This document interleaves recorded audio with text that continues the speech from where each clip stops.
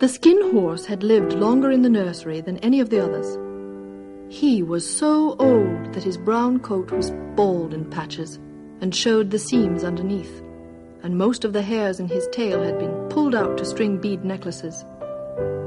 He was wise, for he had seen a long succession of mechanical toys arrive to boast and swagger, and by break their mainsprings and pass away. He knew that they were only toys, and would never turn into anything else. For nursery magic is very strange and wonderful, and only those playthings that are old and wise and experienced, like the Skin Horse, understand all about it. "What is real?" asked the rabbit one day. "Does it mean having things buzz inside you and a stick-out handle?" "Real isn't how you are made," said the Skin Horse. "It's a thing that happens to you.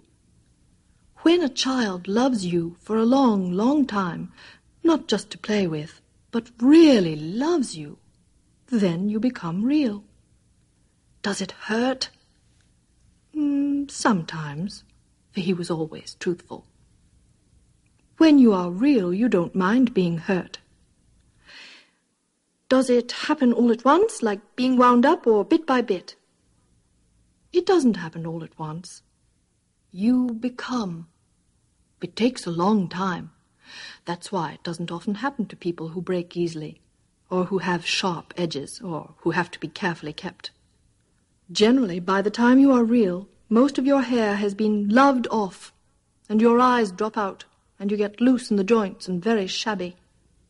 But these things don't matter at all, because once you are real, you can't be ugly, except to people who don't understand. I suppose you are real?" And then he wished he had not said it, for he thought the Skin Horse might be sensitive, but the Skin Horse only smiled. "The boy's uncle made me real. That was a great many years ago. But once you are real, you can't become unreal again. It lasts for always."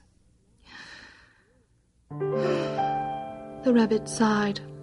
He thought it would be a long time before this magic called real happened to him.